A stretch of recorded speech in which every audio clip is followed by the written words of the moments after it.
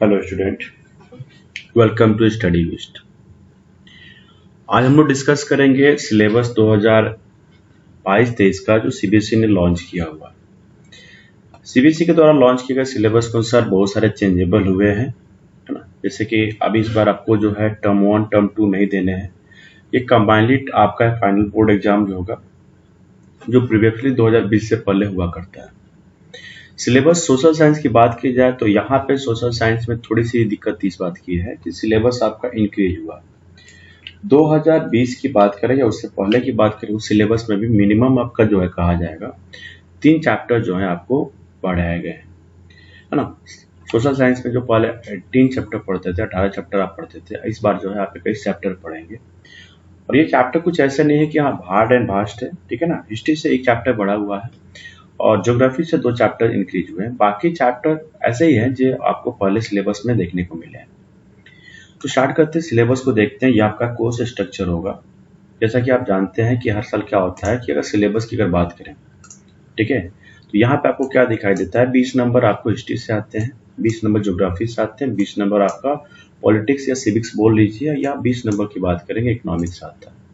तो टोटल जो होंगे 80 नंबर के एग्जामिनेशन होंगे। बाकी बच गया 20 नंबर। तो 20 नंबर के लिए आपके पीटी एग्जामिनेशन होंगे, या इस चीज को कहा जा सकता है कि जो आपको इंटरनल असेसमेंट के तौर पे जो भी एग्जाम होंगे उसके तौर पे वो आपको इंक्लूड किए जाएंगे, ठीक है। हमने कहा कि जो सिलेबस रहेगी आपकी, ठीक है, तो सिलेबस का मतलब ये हुआ कि आपका हिस्ट्री है India and the contemporary world. फिर हमने कहा कंटेम्पररी इंडिया ज्योग्राफी का पार्ट है, डेमोक्रेटिक पॉलिटिक्स सिविक्स का पार्ट है, और अंडरस्टैंडिंग द इकोनॉमिकल एक्टिविटी, है ना, इकोनॉमिकल डेवलपमेंट, ये आपका जो है इकोनॉमिक्स का पार्ट है, ठीक है। जैसा कि आप देख रहे हैं, ठीक है, आपके टॉपिक जो होंगे वो इस प्रकार से होंगे कि आपके जो हिस्ट्री बुक है उसमें 3 यूनिट हुआ करेंगे। सेक्शन 1 इवेंट और प्रोसेस से रिलेटेड है ना। इवेंट 2 की बात करें, ठीक है, हम अगर इवेंट 2 की बात करते हैं तो इवेंट 2 जो होता है वो आपका होगा, ठीक है, है ना, livelihood economics and cities societies. और सेक्शन सी जो होगा वो होगा आपका everyday life culture and politics, ठीक है। अब यहाँ पे बच्चों में बहुत सारा कंफ्यूजन इस बात को आता है कि बहुत सारे बुक जो है आपके प्रीवियसली बुक लोग जो है वो यूज करते हैं, ठीक है। तो जिनके पास भी हिस्ट्री की प्रीवियस बुक होगी वो ध्यान देंगे कि उनके सेक्शन में भी यही चीज होगा, मगर नंबर ऑफ जो चैप्टर है वो आपको डिफर होंगे, ठीक है। जैसे आप देखें कि उसमें rise of nationalism in Europe और इंडो चाइना वॉर के भी रिलेटेड होगा। यहाँ पे वो चीज नहीं है। आपको rise of nationalism in Europe पढ़ना है। इस राइज ऑफ नेशनलिज्म यूरोप की बात करेंगे तो इसमें आपको फ्रेंच रेवोल्यूशन के बारे में पढ़ना है। जब हम बात करेंगे 1804 से लेके आपका, ठीक है ना, 1848 के बीच में, ठीक है। इसके बीच में आपको 2 चीज पढ़नी कि नेशनलिज्म जो है कैसे कैसे इमर्ज करता है। फिर बात करेंगे एज ऑफ रेवोल्यूशन कब हुआ, 1830 से लेकर 1848 के बीच में। जर्मनी की जो मेकिंग है, ये इटली की यूनिफिकेशन है, इसके बारे में पढ़ना है ना। विजुअलाइजेशन ऑफ नेशन है, नेशनलिज्म एंड इंपीरियलिज्म है। बीच में आप देखेंगे ब्रिटेन का भी केस पढ़ना है, स्ट्रेंज केस ऑफ ब्रिटेन, ये चीजें इंक्लूड होती है। हिस्ट्री के दूसरे चैप्टर की बात करेंगे नेशनलिज्म इन इंडिया। इस पीरियड की अगर बात करी जाए तो इसमें आपको क्या पढ़ना है, तो इसमें आपको पढ़ना है, ठीक है, बेसिकली कहा जाता है तो 1900 ना, 1919 से लेके, सॉरी 1990 ज्यादा हो गया इस मामले में, कहा जा सकता है कि आपका 1916 से 15 से लेके 1950 से लेके आपको 1932 के तक पढ़ना है, ठीक है। तो ये आपका ड्यूरेशन रहेगा जहां पे आपको नेशनलिज्म इन इंडिया में पढ़ाई करनी है, ठीक है। दूसरा कहा जाए फर्स्ट वर्ल्ड वॉर, इसमें क्या पढ़ना है, फर्स्ट वर्ल्ड वॉर, खिलाफत, है ना, फिर नॉन कॉपरेशन मूवमेंट, ठीक है। नॉन कॉपरेशन में आपके डिफरेंट स्टैंडर्ड क्या थे जिन्होंने पार्टिसिपेट किया था। दूसरा पढ़ेंगे सिविल डिसोबीडिएंट मूवमेंट, इसके बीच में जो जो गैपिंग हुए थे उसके बारे में पढ़ना है।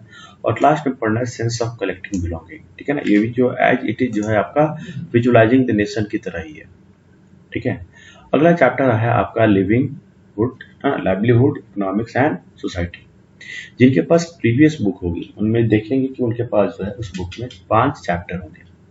यहाँ पे 3 chapter, making of global world, है ना, एज ऑफ इंडस्ट्रियलाइजेशन, है ना, और साथ साथ में आप देखेंगे कि तीसरा चैप्टर जो इसमें इंक्लूडेड नहीं है वो चीज में से हटाई जा चुकी है, ठीक है।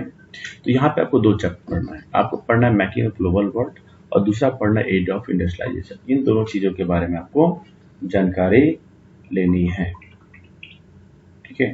तो ये बड़ा इंपॉर्टेंट चैप्टर यहाँ से लिंक किया जाता है। ठीक है, तो इसमें पहले क्या होता था कि पहले के, ठीक है ना, कंडीशंस में इन 3 चैप्टर में से 2 पढ़ना होता था, बट इस बार क्या हुआ कि ये दोनों चैप्टर दिए गए और दोनों चैप्टर आपको पढ़ने हैं। ठीक है, इसका जो चौथा सेक्शन होगा, तीसरा सेक्शन जो होगा, वो है आपका everyday life, culture and politics. इसमें बस आपको प्रिंट कल्चर पढ़ने हैं। जिनके पास भी 2 बुक होगी उनमें आप देखेंगे एक चैप्टर ये और नोवेल भी होगा, उसको नहीं पढ़ना है। कहा जाएगा कंपेरेटिवली जो है, कहा जाएगा कि थोड़ी सी आसान चैप्टर है। ठीक है ना, इंटरेस्टिंग चैप्टर है, मजेदार चैप्टर है। ठीक है, तो ये पोर्शन आपके जो है इस 5 चैप्टर में से 20 नंबर कैरी करेगा आपका हिस्ट्री से, और बाकी जो अगला पार्ट होगा वो होगा आपका ज्योग्राफी। ज्योग्राफी की बात करें तो इसकी भी सिलेबस अलग अलग है ना। पहला चैप्टर रिसोर्स एंड डेवलपमेंट पढ़ना है। ठीक है, ये मोस्ट इंपॉर्टेंट पार्ट होगा। तो इसके सब टॉपिक के बारे में देखते जाएंगे, क्या हो सकता है, कॉन्सेप्ट है मतलब रिसोर्स के बारे में, डिफिनेशन वगैरह के बारे में, है ना। फिर आप देखेंगे कि यहाँ पे रिसोर्स कॉन्सेप्ट में क्या आ जाएगा, टाइप्स ऑफ रिसोर्स आ जाएंगे। ठीक है ना, फिर आपका आएगा डेवलपमेंट और रिसोर्स, जिसमें आपको क्या पढ़ना है, रिसोर्स प्लानिंग पढ़नी है, सस्टेनेबल डेवलपमेंट पढ़ना है, आप जिनेवा पढ़ेंगे। ठीक है, सॉरी जिनेवा का है, रियो डी जेनेरियो पढ़ेंगे, फिर एजेंडा 21 पढ़ेंगे। फिर आपको लैंड रिसोर्स पढ़ना है, उनकी यूटिलाइजेशन पढ़ना है ना। लैंड यूज पैटर्न जो है इंडिया के बारे में पढ़ना है। फिर लैंड डिग्रेडेशन और कंजर्वेशन पढ़ना है। फिर लास्ट में सॉइल एंड रिसोर्स पढ़ेंगे। ठीक है, इसमें जितने डिफरेंट टाइप्स ऑफ सॉइल होंगे उनके बारे में एरिया रिलेटेड करके पढ़ना है। अगली जो 2 चैप्टर है, forest and wild life and water resource, ये 2 चैप्टर आपको एक्स्ट्रा पढ़ने हैं इस बार। पहले ये चैप्टर नहीं हुआ करता था, बाद में इस बार जो उसने चैप्टर को ऐड किया है, तो ये भी अच्छी चैप्टर है, forest and wild life and water resource. ठीक है, तो इसमें आप देखेंगे 9th क्लास से भी रिलेटेड है, कंजर्वेशन ऑफ फॉरेस्ट से रिलेटेड होगा, है ना। टाइप एंड डिस्ट्रीब्यूशन जो 9th क्लास में आप लोगों ने पढ़ा हुआ है। ठीक है, इसको अगर ऐड करने की सेंस बताई जा सकती है कि हो सकता है कि जो 9th क्लास में जो छूट गया था उसको आगे प्रमोट करने की बात ये यहाँ पे आ सकती है। ठीक है, 2 चीजें। दूसरी बात करेंगे वाटर रिसोर्स की बात करेंगे, तो वाटर रिसोर्स में जो है यही चीज इंक्लूडेड है। ठीक है, तो वाटर रिसोर्स में बेसिकली क्या पढ़ना है, नीड क्यों होंगे, स्कार्सिटी क्यों होता है, कंजर्वेशन करेंगे, मैनेजमेंट क्या होगा, आपका रिवर के जो डैम प्रोजेक्ट होंगे वो क्या होगा, ये चीज पढ़ना है। फिर आप पढ़ेंगे जो है, ठीक है, अगले जो टॉपिक होंगे इसमें एग्रीकल्चर होगा। एग्रीकल्चर छोटा चैप्टर है, ज्यादा इसमें नहीं है। इसमें टाइप्स ऑफ फार्मिंग पढ़ेंगे, है ना, बेनिफिट होगा इससे रिलेटेड है। टाइप ऑफ क्रॉप पढ़ेंगे, क्रॉप डिफरेंट क्रॉप पैटर्न पढ़ेंगे, और लास्ट में आपका फूड सिक्योरिटी जो है इसको पढ़ना है। ठीक है, इसमें 2 चीज है। ठीक है, एक होगा ग्लोबलाइजेशन का जो इम्पैक्ट होगा, इसी टॉपिक को हटा दिया गया। ये टॉपिक जो आपको पढ़ने होते थे, इस टॉपिक को आपको अब नहीं पढ़ने हैं। ठीक है, तो ये टॉपिक आपका एलिमिनेटेड रहेगा, जिसका इम्पैक्ट जो है क्या है, इसको हटा दिया गया है। क्लियर।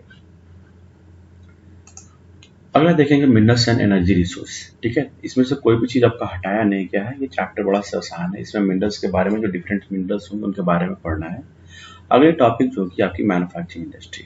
ठीक है, तो मैन्युफैक्चरिंग इंडस्ट्री में भी छोटा सा टॉपिक है, बहुत सारे चैप्टर जो है इसमें टॉपिक जो एलिमिनेटेड है। तो नए बुक के अनुसार सिलेबस में बहुत सारा जो चेंज किया गया था, तो आप चेंज किया गया है, तो आप कोशिश करेंगे कि नए वाले बुक के हिसाब से ही पढ़े, क्योंकि पुराने वाले बुक में बहुत सारा चीज होगा एक्स्ट्रा आपको मिलेगा, वो चीज आपको नहीं पढ़नी है। ठीक है, अगली जो अगली जो चैप्टर है, life line of national economy. इसमें आपको बेसिकली इसका इकोनॉमिकल कंडीशन पढ़ना है, roadways, railway, pipeline, waterway, majors, है ना, sea port, airways, communication, international trade and tourism. फिर आप देखेंगे जिनके पास नई बुक होगी इसमें थोड़ा कुछ चेंजेबल होगा, खास करके कम्युनिकेशन और इंटरनेशनल ट्रेड में। पुरानी वाले बुक में कुछ ज्यादा दिया हुआ है, नई वाले बुक के अनुसार थोड़ा सा शॉर्टेस्ट में है, इसलिए उसको ध्यान देंगे। अगली टॉपिक है आपकी बेसिकली सिविक्स की। सिविक्स में बोला जाएगा कि आप देखेंगे यहाँ पे कि आपको 6 चैप्टर नहीं पढ़ने हैं। ठीक है ना, टोटल जो है 6 चैप्टर ही पढ़ेंगे। ठीक है, पहला पावर शेयरिंग, ये यूनिट 1 का ही पार्ट होगा। ठीक है ना, दूसरा पार्ट जो होगा फेडरलिज्म। ठीक है, तीसरा पार्ट जो होगा gender and religion and caste. पांचवा जो है आपको हटा दिया गया, उसके बाद में पॉलिटिकल पार्टी पढ़ेंगे, और आपका जो छठा चैप्टर होगा आउटकम ऑफ डेमोक्रेसी। तो ये आपके टॉपिक्स रहेंगे। ठीक है, तो ये आपको इसी टॉपिक में पढ़ने हैं। ठीक है, पावर शेयरिंग की कहानी है, थोड़ी सी छोटी है। पावर शेयरिंग में आपको क्या पढ़ना है कि बेल्जियम, श्रीलंका की स्टोरी, फिर उसके इम्पैक्ट, उससे भी है why the power sharing is desirable, और लास्ट में आपका टाइप्स ऑफ पावर शेयरिंग या फॉर्म्स ऑफ पावर शेयरिंग। ठीक है, बहुत छोटा चैप्टर है, आसान चैप्टर है, ये जल्दी समझ हो जाएगा। अगला जो फेडरलिज्म है, बस इसी पावर शेयरिंग से ही जुड़ा वाला पार्ट है। पावर शेयरिंग जो है ना, जो आप फॉर्म ऑफ पावर शेयरिंग पढ़ेंगे उससे रिलेट करके आएगा। ये भी आप देखेंगे चौथा चैप्टर जो जेंडर, रिलीजन एंड कास्ट है, ठीक है ना। टॉपिक आपका 6 है, भले ही चैप्टर 4 कहा जा रहा है ना। इसमें भी आपको ज़्यादातर नहीं पढ़ने, ज़्यादा से करने का सेंस ये बनता है कि ये भी आपका फॉर्म्स ऑफ पावर शेयरिंग है। Power sharing among the social group and society के बीच से रिलेटेड हो जाएगा, ठीक है। इसमें आपको पढ़ना क्या है, जेंडर बेसिस पे, रिलीजियस बेसिस पे, कास्टिज्म बेसिस पे पॉलिटिक्स क्या होते हैं, इसको पढ़ना है ना। छठा नंबर चैप्टर होगा पॉलिटिकल पार्टी। ये भी आपका पावर शेयरिंग से रिलेटेड है कि पावर शेयरिंग में different political party and pressure group से रिलेटेड होके आएंगे। तो पॉलिटिकल पार्टी क्या होती है, स्टेट पार्टी क्या होगी, नेशनल पार्टी क्या होगी, क्या उसके पीछे चैलेंजेज हैं, कैसे उसको रिफॉर्म किया गया है इलेक्शन कमीशन के द्वारा, इस चीज़ को पढ़ना है। और फाइनली जो आप पढ़ेंगे आउटकम ऑफ डेमोक्रेसी, जो बेसिकली 2 साल में आपने डेमोक्रेसी के बारे में जो भी चीज़ पढ़ी उसका आउटकम। 3 एक्सपेक्टेशन होते हैं, एक का बोला जाएगा पॉलिटिकल एक्सपेक्टेशन या पॉलिटिकल आउटकम, फिर आप बोलेंगे सोशल आउटकम और लास्ट में बोलेंगे इकोनॉमिकल आउटकम, ठीक है। इकोनॉमिक्स के चैप्टर में कोई एलिमिनेटेड नहीं है, सिर्फ 5वां नंबर चैप्टर है जिसको प्रोजेक्ट के रूप में यूज करना है ना। तो पहला चैप्टर देखेंगे डेवलपमेंट पढ़ना है, ठीक है ना। छोटा चैप्टर है, हाई इंपॉर्टेंट है, कॉन्सेप्चुअलिटी में इसमें ज़्यादा आपको दिखाई देंगे। अगला सेक्टर्स ऑफ इकोनॉमी है, ये भी ज़्यादा चैप्टर बड़ा नहीं है, इसमें बेसिकली जो है कंपेरिजन करने की बात आ जाएगी और ऑर्गेनाइज्ड और अनऑर्गेनाइज सेक्टर से बिलोंग करेंगे। फिर आप देखेंगे मनी एंड क्रेडिट, ये भी बड़ा छोटा चैप्टर है तो इसमें ज़्यादा प्रॉब्लम नहीं होगी। इसमें यूजेज ऑफ मनी एक्सचेंज की बात करेंगे, क्रेडिट से रिलेटेड क्वेश्चन इससे ज़्यादा होंगे, है ना, क्योंकि इसका जो इस चैप्टर का सबसे मेन जो फोकस है वो क्रेडिट है और यही इसका मेन एजेंडा रहेगा। फिर आप देखेंगे globalisation and the Indian economy, है ना, इसके इम्पैक्ट, बैड इम्पैक्ट सब इसमें आपको इंक्लूड होंगे। और लास्ट में कंज्यूमर राइट है जो आपको प्रोजेक्ट वर्क में दिया गया। आप देखेंगे सीबीएसई ने यहाँ पे देखेंगे प्रोजेक्ट वर्क की बात करेंगे तो 3 प्रोजेक्ट इसमें इंक्लूडेड है ना। कंज्यूमर अवेयरनेस, ये बेसिकली क्या हुआ है कि आपका इकोनॉमिक्स है, सोशल इशूज ज्योग्राफी से रिलेटेड है, सॉरी सोशल इशूज जो है आपके सिविक से रिलेटेड है, सस्टेनेबल डेवलपमेंट ये जो है आपको ज्योग्राफी से रिलेटेड है ना। ऑब्जेक्टिव रहेंगे 5 नंबर का ये है, इसको बनाना जरूरी है ना। कोशिश करेंगे कि इस प्रोजेक्ट को आर्ट एंड क्राफ्ट के थ्रू बनाया जा सके जिससे कि आपको जो है परेशानी कम हो, क्योंकि आर्ट एंड क्राफ्ट एक ऐसा प्रोजेक्ट है जो हर बार जो सीबीएसई लॉन्च करी पिछले 2 साल से 2 से 3 साल से जो है इसको लॉन्च किया जा रहा है।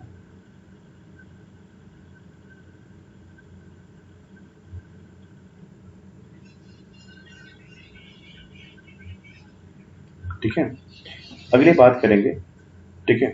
यहाँ पे जो सबसे इम्पोर्टेंट क्या होता है कि वेटेज की बात करेंगे, ये आपके बेसिकली जब तक सीबीएसई जो है सैंपल पेपर लॉन्च नहीं करती है तो इसको बेसिकली देखना थोड़ा सा कठिन है, या इस चीज को कंडीशनली जो देखा जा सकता है।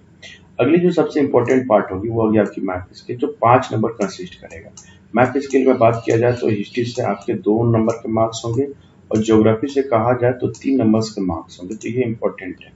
एक ऐसा जो एक का टॉपिक जिसको आप secure and short 5 number gain कर सकते हैं बिना कंडीशन के। तो सबसे पहले देखेंगे क्या कि मैप में क्या क्या पूछा जाएगा, है ना।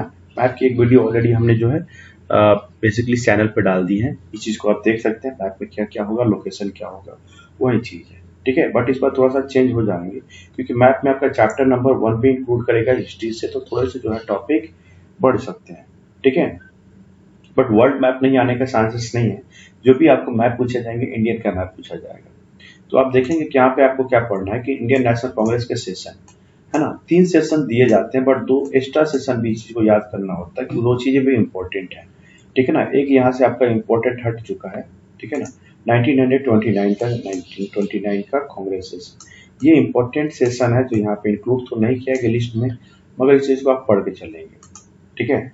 फिर आप देखेंगे कि इंपॉर्टेंट प्लेस जो बेसिकली कहीं ना कहीं इंपॉर्टेंट है नेशनल मूवमेंट के लिए, ठीक है। तो देख सकते हैं शुरुआत के 3 जो है आपके सत्याग्रह मूवमेंट से बिलोंग करेंगे, है ना। जालियांवाला बाग जो होगा just before the non cooperation movement, है ना। चौरी चौरा इंसिडेंट जो है आपका नॉन कॉपरेटिव मूवमेंट से जुड़ा हुआ है, ठीक है। फिर आप देखेंगे दांडी जो है आपके सिविल डिसोबीडियंट मूवमेंट से कहीं ना कहीं इंक्लूडेड।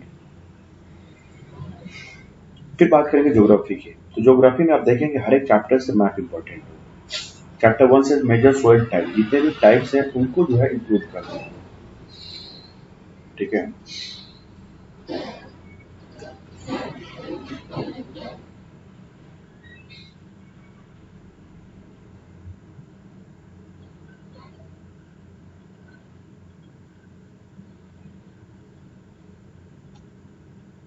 ठीक है।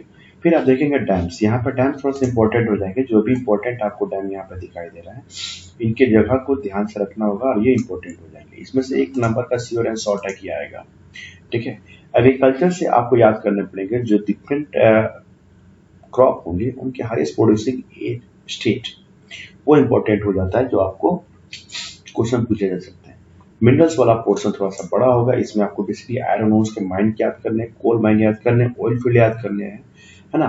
पावर प्लांट के मामले में थर्मल और थर्मल के साथ साथ आपको न्यूक्लियर पावर प्लांट भी याद करने हैं। ठीक है। मैन्युफैक्चरिंग इंडस्ट्री जो होती है वो बेसिकली ज़्यादा नहीं आएगी, क्योंकि मैन्युफैक्चरिंग इंडस्ट्री में देखेंगे कि आपका ज़्यादातर इसमें पोर्शन नहीं बनता है। इसमें आपके सॉफ्टवेयर टेक्नोलॉजी पार्क एक ऐसा टॉपिक है जो इम्पोर्टेंट होगा। ठीक है। लाइफ लाइन की बात करें, life line of textile economy में, तो इसमें दो चीज़ें पूछे जाएंगे, पोर्ट, एयरपोर्ट, है ना, दो चीज़ें हैं। इसके अलावा जो है कहीं कहीं अगर पूछने की बात आएगी तो कहीं ना कहीं आपको नेशनल हाईवे या वाटरवे जो है वो याद करके रखने हैं, कि हो सकता है उससे पूछा जा सके। ठीक है, वो चीज़ है। तो ये आपका जो है ओवरऑल सिलेबस कंप्लीट हुआ, है ना। Best of luck for your 10th class, and I hope you do well in your examinations. Thank you to all for watching Study List.